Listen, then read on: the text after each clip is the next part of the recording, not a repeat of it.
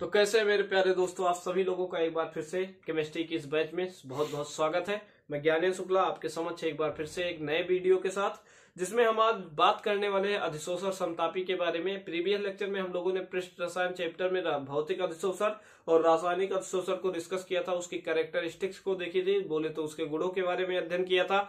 साथ ही साथ दोनों भौतिक और रासायनिक जो आपका अधिशोषण होता है उसमें क्या सिमिलरिटीज होती है, क्या डिफरेंस होता है, इन सारी चीजों के बारे में डिस्कस किया था। आज के सेशन में उसी कार्यक्रम को थोड़ा सा आगे प्रोसीड करेंगे और डिस्कस करेंगे अधिशोषण समतापी के बारे में कि अधिशोषण समतापी होता क्या है। बहुत ही ज्यादा इंपॉर्टेंट है क्योंकि ग्राफिकल मेथड है जिसके द्वारा आपके कह सकते हो माइंड में एक आइडिया क्रिएट होगा किस तरीके से टेम्परेचर वेरिएशन के साथ या प्रेशर वेरिएशन के साथ अधिशोषण हमारा घटता या फिर क्या होता है, बढ़ता है। यहाँ पे हम एक कंसेप्ट के बारे में बात करेंगे जिसको बोलते हैं फ्रेंडलिक, ठीक है ना, फ्रेंडलिक, सही है। तो फ्रेंडलिक अधिशोषण के बारे में डिस्कस करने वाले हैं। इनका एक ग्राफ था, ग्राफिकल मेथड था, जिसके द्वारा इन्होंने प्रेशर के इफेक्ट को समझाया कि प्रेशर घटाने या बढ़ाने के साथ किस तरीके से हमारा अधिशोषण घटता या बढ़ता है। आइए सबसे पहले समझते हैं आज के सेशन में जो हमारा टॉपिक है जिसका नाम है अधिशोषण समतापी। तो अधिशोषण समतापी होता क्या है? अधिशोषण समतापी, देखो अधिशोषण समतापी है क्या, इस बारे में आज आपको हम समझाते। मान लो हमने लिया निकिल, क्या लिया? निकिल। तो निकिल के ऊपर किसका अधिशोषण होता है? तो निकिल पे अधिशोषण होता है मान लो हाइड्रोजन गैस का। तो निकिल हमारे लिए किसका कार्य करता है बेटा? तो ये हमारे लिए कार्य करता है अधिशोषक का। ये किसका कार्य कर रहा है? अधिशोषक का कार्य कर रहा है। जबकि जो हाइड्रोजन गैस है वो हमारे लिए किसका कार्य कर रही है? ये कार्य कर रही अधिशोषिका। क्या कार्य कर रही है भाई? अधिशोषिका कार्य कर रही है। अब हमको पता है, अगर मान लेते हैं ताप को हम बढ़ाते हैं, क्या करते हैं भाई? ताप को बढ़ाते हैं। तो ताप की वजह से कह सकते हो जो हमारा अधिशोषण है, कह सकते हैं जो भौतिक अधिशोषण होता है वो भौतिक अधिशोषण हमारा क्या होता है भैया? घटता है। भौतिक अधिशोषण क्या होता है? घटता है। लेकिन अगर ताप बढ़ाने की बात करते हैं तो रासायनिक अधिशोषण में, तो रासायनिक अधिशोषण में कल के सेशन में हमने बताया था, रासायनिक अधिशोषण में ताप बढ़ाने पर पहले हमारा क्या होगा? अधिशोषण बढ़ता है, आफ्टर डेट क्या हो जाता है? कुछ समय बाद घट जाता है। अर्थात इफेक्ट कौन कर रहा है? ताप। ताप बढ़ाने या घटाने के साथ क्या होता है? अधिशोषण का कह सकते हो अधिशोषण की मात्रा पर क्या होता है? प्रभाव पड़ता है।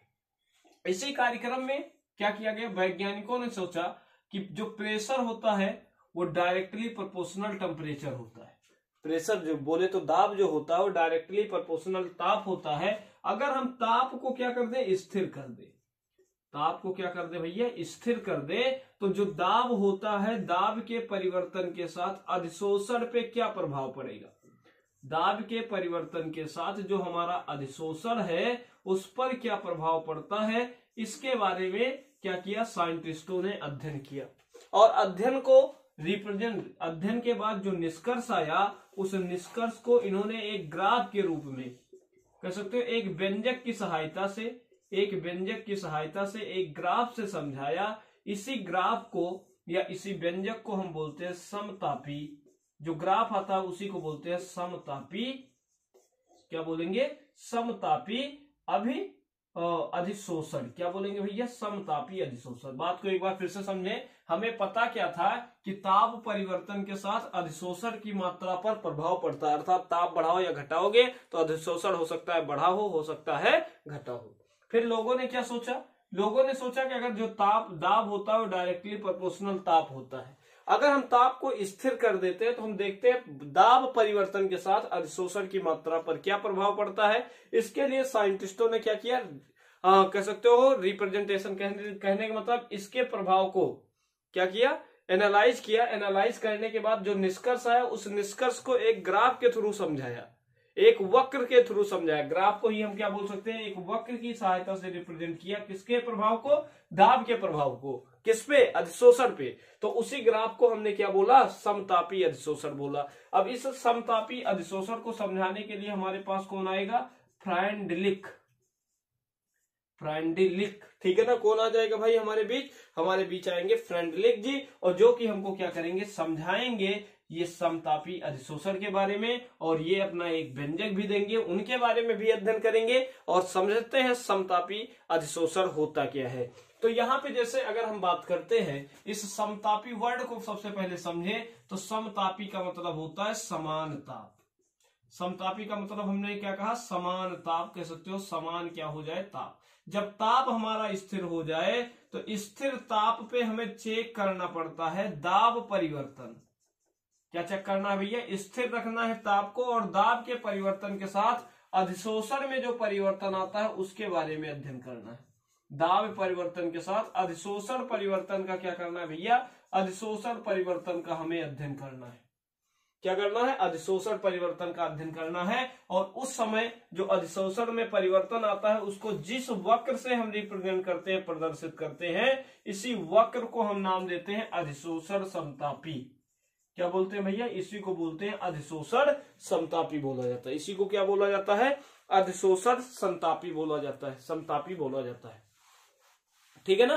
तो आइए इस कार्यक्रम को आगे बढ़ाते हैं और समझते हैं इस पूरे कार्यक्रम को। तो हमने बोला अधिशोषण समतापी क्या है, एक तरीके का वक्र है जो दाब के प्रभाव को रिप्रेजेंट करता है। किसके प्रभाव को, दाब के प्रभाव को अधिशोषण पे प्रदर्शित करता है। चलिए शुरू करते हैं। सबसे पहले अधिशोषण समतापी की हम लोग लिखते हैं परिभाषा कि अधिशोषण समतापी होता क्या है। तो हमें क्या रखना है अधिशोषण समतापी के लिए, अधिशोषण समतापी एक ऐसा वक्र है। लिखिए अधिशोषण समतापी, पहला पॉइंट इसमें करके लिखेंगे, अधिशोषण समतापी, अधिशोषण समतापी एक वक्र है। एक क्या है, वक्र है जो दाब के प्रभाव को, दाब के प्रभाव को स्थिर ताप पर, स्थिर ताप पर अधिशोषण की मात्रा को, अधिशोषण की मात्रा को प्रदर्शित करता है। अधिशोषण की मात्रा को क्या करता है भैया, प्रदर्शित करता है। मतलब हमें ताप को क्या रखना है, यहाँ पे ताप को रखना है स्थिर, और हमें पी को क्या करना है, परिवर्तित। पी को क्या करना है बेटा, पी को करना है परिवर्तित, और पी का परिवर्तित करने के बाद जो हमारा वक्र बनता है उसी को हम बोलते हैं अधिशोषण समतापी वक्र। क्या बोलते हैं, अधिशोषण समतापी वक्र। अब इस अधिशोषण समतापी वक्र का समतापी जो आपका वक्र आता है, इस वक्र को किसने बनाया, तो ये वक्र बनाया गया था एक व्यंजक की सहायता से। व्यंजक बोले तो एक फार्मूले की सहायता से बनाया गया था, और इस फार्मूले को देने वाले साइंटिस्ट का नाम था फ्रेंडलिक। क्या नाम था भाई, फ्रेंडलिक था। और फ्रेंडलिक ने अपना क्या किया था, एक व्यंजन बनाया था। उसी व्यंजक की सहायता से एक समतापी वक्र भी इन्होंने खींचा था। किसके किसके बीच में खींचा था, तो इन्होंने समतापी वक्र खींचा था। कह सकते हो अधिशोष की मात्रा, अधिशोष की मात्रा एवं दाब के बीच में। किसके बीच में भैया, दाब के बीच में। आइए समझते हैं समदाबी। अब ये समतापी वक्र में, अधिशोषण समतापी में फ्रेंडलिक जी का फार्मूला क्या था, और ये अधिशोषण समतापी की जो टेक्निकल परिभाषा है वो क्या बताती है। नोट कर लीजिए इस पॉइंट को। तो हमने आपको सबसे पहले आपको बताया अधिशोषण समतापी क्या होता है। अधिशोषण समतापी कुछ नहीं, एक वक्र है जो दाब के प्रभाव को स्थिर ताप पे क्या करता है, अधिशोषण की मात्रा को कैसे प्रदर्शित करता है, दाब प्रभावित करता है, दाब उसी को प्रदर्शित करता है। आइए शुरू करते हैं और परिभाषा लिखते हैं सबसे पहले अधिशोषण समतापी के लिए। एक टेक्निकल परिभाषा मैं बताता हूं, आइए देखते हैं। एक डिफिनेशन है तो एक टेक्निकल परिभाषा की बेस पे हम लेकर के इसको आगे बढ़ते हैं। सबसे पहले मान लेते हैं हमने निकिल लिया 1 ग्राम। निकिल कितना ले लिया भाई, 1 ग्राम ले लिया। और हाइड्रोजन की जो मात्रा, हाइड्रोजन जो गैस है, 1 ग्राम निकिल पर जितना हाइड्रोजन गैस का क्या होगा, अधिशोषण होगा। जितना हाइड्रोजन गैस का क्या हो जाएगा, अधिशोषण हो जाएगा। इसी को जिस वक्र से रिप्रेजेंट करना है उसी को बोलते हैं समतापी अधिशोषण वक्र। समतापी अधिशोषण वक्र, ठीक है ना, समतापी अधिशोषण वक्र कहते हैं। अर्थात लिख सकते हो 1 ग्राम अधिशोषक, ये हमारे लिए किसका काम कर रहा है, ये हमारे लिए काम कर रहा है अधिशोषक।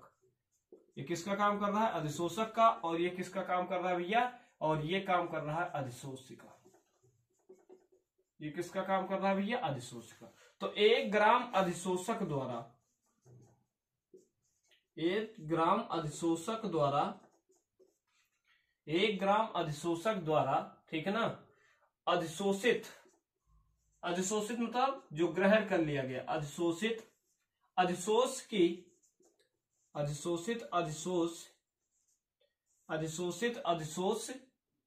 के पदार्थ की मात्रा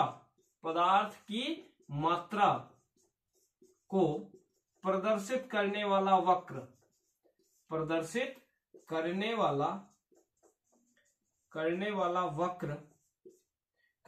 वक्र अधिशोषण समतापी कहलाता है। क्या कहलाता है? अधिशोषण समतापी कहलाता है। अधिशोषण समतापी कहलाता है। यह वक्र लिखना इसे क्या कि यह वक्र फ्रेंडलिक नामक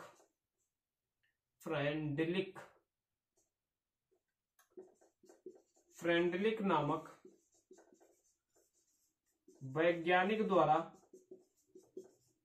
एक व्यंजक की सहायता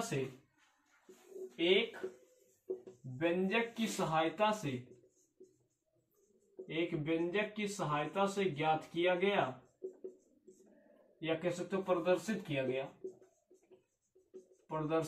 गया, जो निम्नवत है। जो कि क्या है भैया? निम्नवत है। ये ग्राफ कैसा है? निम्नवत है। जैसे देखो, सबसे पहले व्यंजक देख लेते हैं। इनका व्यंजक क्या है? x by M equal to kp की power 1/n। x by M equal to kp की पावर 1/n। और यहाँ पे ताप हमारा कैसा था भाई? ताप हमारा था स्थिर। ताप क्या था भाई? स्थिर ताप था। अब ताप हमारा स्थिर था, और यहाँ पे अब सबसे पहले समझते हैं x क्या है, m क्या है, k क्या है, p क्या है। p क्या है? दाब है। p क्या है? दाब है। x क्या है? अधिशोष के पदार्थ की मात्रा है। x क्या है? अधिशोष के पदार्थ की मात्रा।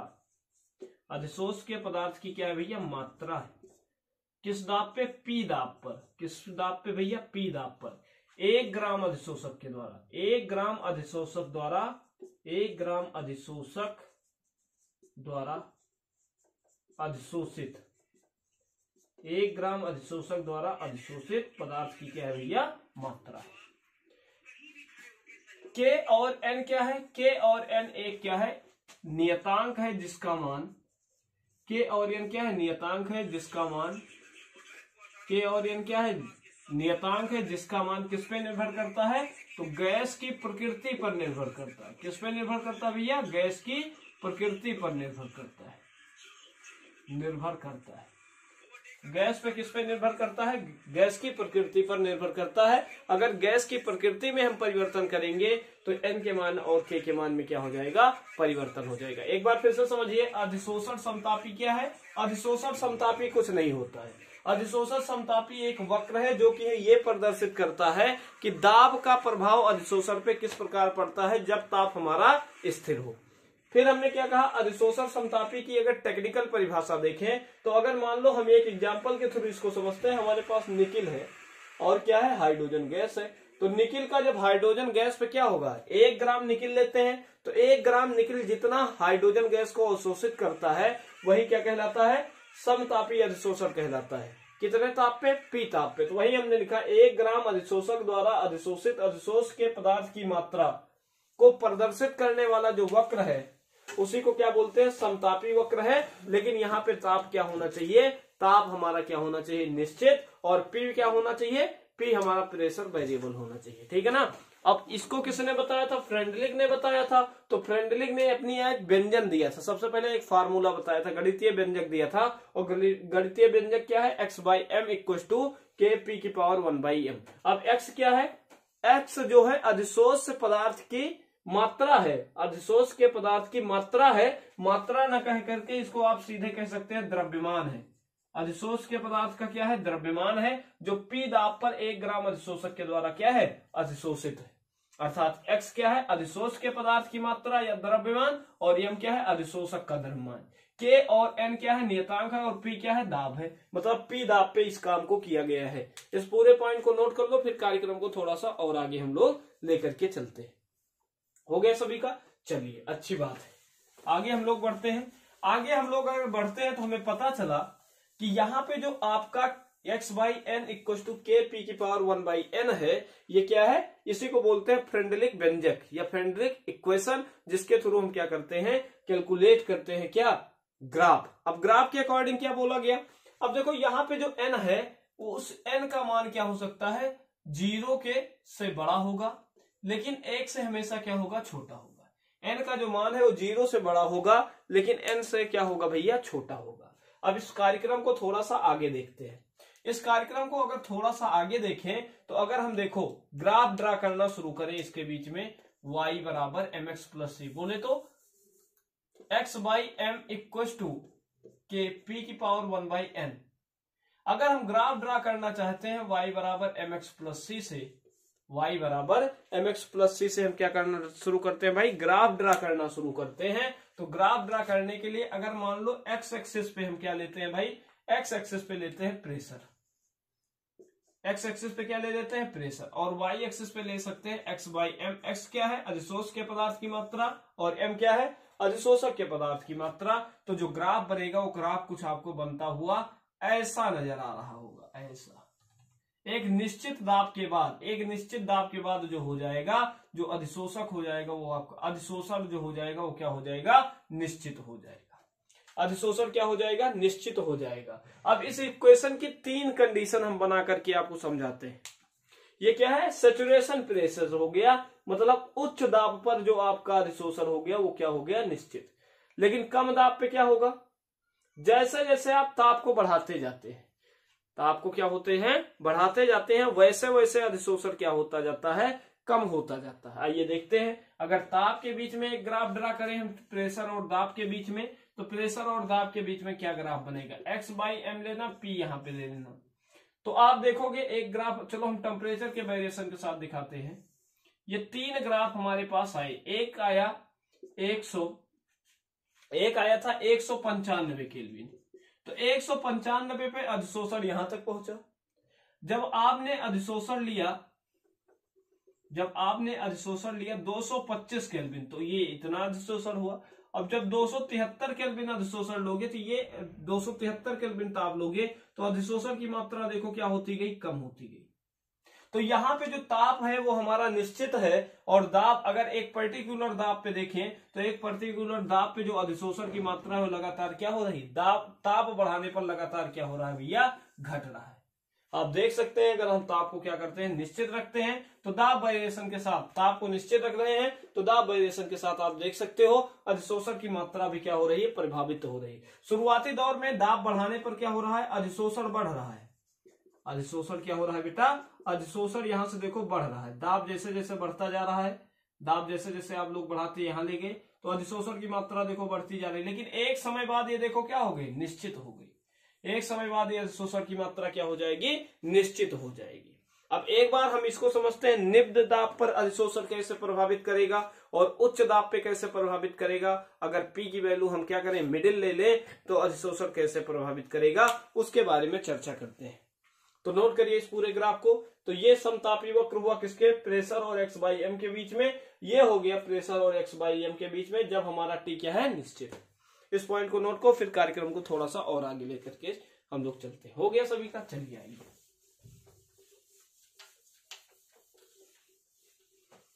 तो यहां तक बातें आप लोगों ने समझ ली, ठीक है ना। अब देखते हैं, जब हमारे पास, हमने क्या कहा, n की वैल्यू क्या हो सकती है, 0 से बड़ी होगी, लेकिन 1 से हमेशा छोटी होगी। सामान्यतः जो n का मान आता है वो आता है 0.1 से लेकर के 0.5 के बीच में। 0.1 से लेकर के किसके बीच में आता है, n का मान आता है 0.1 से लेकर के 0.5 के बीच में। अब सबसे पहले हम किस पे बात करने वाले हैं, सबसे पहले हम बात करने वाले हैं जब दाब हमारा क्या हो, निम्न हो। जब दाब निम्न हो, जब दाब हमारा निम्न होगा, इट मीन्स n की वैल्यू कितनी रखोगे, 0। तो x बाई एम से आप इसको एक्सप्लेन करोगे p 1/n, सही है। कितना लोगे 1/1। तो यहां पे देखो जब इसको सॉल्व करोगे यार, एक मिनट, दाब हमारा क्या हो, निम्न। तो यहाँ पे हम क्या लेंगे, n की वैल्यू 1 लेकर के चलेंगे। तो 1 की वैल्यू अगर 1 लेकर के चलेंगे तो इस केस में हमारे पास क्या आएगा, k। अब देखो इस केस में अगर n हमारा 1 है तो k भी हम 1 लेकर के चल सकते हैं। तो x बाई एम जो आएगा वो p पे डिपेंड करेगा। किस पे डिपेंड करेगा भाई, p पे डायरेक्टली डिपेंड करेगा, अर्थात ये कह सकते हो kp बन जाएगा। क्या बन जाएगा, kp। फिर से मेरी बात को समझ लीजिए, n की वैल्यू कितनी लेकर के चलेंगे निम्न दाब के लिए, n की वैल्यू 1 लेकर के चलेंगे। और इस केस में हमारे पास जो p होगा, जो हमारे पास p आ रहा है वो p किसके इक्वल हो जा रहा है, x by M equal to kp। It means x by M अधिशोषण की जो मात्रा है वो दाब के क्या है, समानुपाती है। दाब के क्या है भैया, समानुपाती है। अर्थात इस केस में जो n का मान होगा वो किसके इक्वल हो गया था, 1 के इक्वल हो गया था। अब जब हम दूसरा केस लेकर के चलेंगे, जब दाब हमारा क्या हो, जब दाब उच्च हो, जब दाब क्या हो जाए भैया, दूसरा केस लेकर के चलेंगे, जब दाब हमारा क्या हो जाए, उच्च हो जाए। जब दाब हमारा उच्च हो जाएगा तो 1/n का मान हमको क्या लेना पड़ेगा, 0। क्या लेना पड़ेगा भैया, 0 लेना पड़ेगा। जब 1/n का मान 0 लेकर के आप इसको सॉल्व करोगे, जब किसी नंबर को 0 से डिवाइड करोगे तो हमारे पास x by M equal to क्या फार्मूला बनेगा, k। क्या बनेगा, kp। अर्थात अधिशोषण की जो मात्रा है, जो अधिशोषण की मात्रा है वो एक नियतांक वैल्यू के पास आ गई, मतलब स्थिर हो गई, स्थिरांक के क्या हो गई भैया, बराबर हो गई। अगर ये स्थिरांक के बराबर हो गया, अर्थात यहाँ पे अधिशोषण, उच्च दाब पे अधिशोषण, उच्च दाब पे अधिशोषण, ठीक है ना, उच्च दाब पर अधिशोषण की मात्रा दाब पर निर्भर नहीं करती, अर्थात क्या हो जाती है, निश्चित हो जाती है।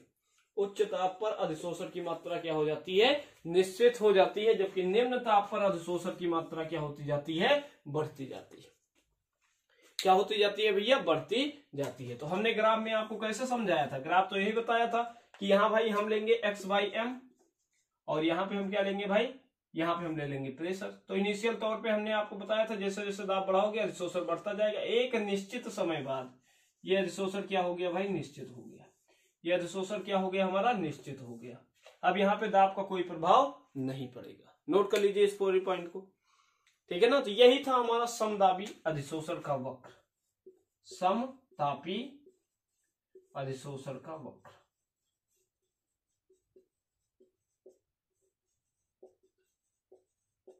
इसका लॉगरिथमिक फॉर्म देख लो, तो लिखो logarithmic form Freundlich equation. Freundlich equation का कौन सा फॉर्म भाई, लॉगरिथमिक फॉर्म। तो लिखिए फ्रेंडलिक इक्वेशन का लॉगरिथमिक फॉर्म, लघु गणकीय रूप, लघु गणकीय रूप। अगर इसका लघु गणकीय रूप देखें तो x by M equal to लिखेंगे, क्या लिखा था आपने, k p की पावर 1/n। अब हमको लॉग की एक प्रॉपर्टी पता है कि log m इंटू n क्या होता है, तो आपको पता है log m प्लस क्या होता है भैया, log n। अब यहां से समझिएगा, इसको अगर हम log फॉर्म में लिखते हैं तो लिखेंगे log x by M equal to log kp की पावर 1/n। अब इसको क्या लिख सकते हो, आपको पता है, इसको लिखेंगे log x बाई एम का x बाई एम, और इसको लिख सकते हैं log k plus log p की पावर 1/n। अब देखो log x बाई एम को ऐसे ही रहने दो और इसको लिख सकते हैं log k। और देखो अगर हमारे पास कहीं पे लिखा है log m की टू द पावर n, तो इसको लिख सकते हैं n log। आपको पता है पावर आगे आ जाती है, इसलिए 1/n आगे आ जाएगा, और ग्राफ में क्या लिखोगे, 1/n log p। हो गया, यहां तक नोट करो, यहां तक नोट करो। फिर आपको वो ग्राफ बनाना हम सिखाते हैं, जब हमारा ग्राफ क्या हो जाए भाई, लॉगरिथमिक फॉर्म में इसका ग्राफ कैसा बना होगा। तो लॉगरिथमिक फॉर्म में इसके ग्राफ को भी हम डिस्कस करते हैं। आइए, हो गया सभी का, चलिए अच्छी बात है, आगे हम लोग बढ़ते हैं। अब यहाँ पे हम इसका ग्राफ ड्रा करना सीखते हैं। तो ग्राफ अगर ड्रा करेंगे तो इसको हम कंपेयर करते हैं, आपको पता है किससे, y बराबर mx प्लस c से। जब इसको कंपेयर करेंगे y बराबर mx प्लस c से, तो अगर मान लो गणकीय रूप में पदार्थ की मात्रा को y एक्सिस के अलोंग लिया जाए, किस एक्सिस के अलोंग, y के अलोंग, तो y x बाई m लिखोगे, और यहाँ पे देखो x की जगह पे वेरिएशन कौन लोगे, वेरिएशन हमारा क्या होगा, प्रेशर। भाई यहाँ पे हम ले रहे हैं y इक्वल टू लिख रहे हैं log x/m, और x की जगह पे हम ले रहे हैं log p, और तो m की जगह पे क्या आएगा 1/n। बोले तो tan थीटा की जगह पे क्या लिखोगे 1/n, ठीक है। और c की जगह पे क्या हो जाएगा भाई, आपके जगह पे हो जाएगा c की जगह पे log k। तो ग्राफ कैसा बनेगा, ये पॉइंट हमारा रिप्रेजेंट करेगा c को, बोले तो k को, और इससे ग्राफ ऐसे बढ़ता हुआ चला जाएगा। क्या होता जाएगा भैया, बढ़ता हुआ चला जाएगा। अब किसी भी पर्टिकुलर पॉइंट पे आप थीटा कंसीडर कर लेना, और इस थीटा पे जो m की वैल्यू आएगी वो m इक्वल टू लिखोगे 1/n। ये ग्राफ बन जाएगा लॉगरिथमिक x/m और log p के बीच में। तो यही क्या था, फ्रेंडलिक कह सकते हो समतापी वक्र था, जिसको हम लोगों ने यहां से बेहतरीन तौर पे समझा। ठीक है, हमने क्या बताया, फ्रेंडलिक जो अधिशोषण समतापी वक्र है, अधिशोषण समतापी वक्र है, वो बेसिकली क्या होता है, समतापी क्या होता है, एक वक्र होता है जो 1 ग्राम अधिशोषक के द्वारा, 1 ग्राम अधिशोषक के द्वारा अधिशोष को अवशोषित करने की क्षमता को प्रदर्शित करता है। तो ये आज का सेशन यहीं पे हम डिस्कस कंप्लीट करेंगे। नेक्स्ट सेशन पे हम बात करने वाले हैं अधिशोषण का हम कहां कहां पे प्रयोग करते हैं और किस तरीके से ये हमारे दैनिक जीवन में उपयोगी है, उसके बारे में डिस्कस करेंगे। आज का सेशन यहीं पे करेंगे समाप्त, अगली चर्चा करेंगे नेक्स्ट क्लास में। तब तक के लिए धन्यवाद।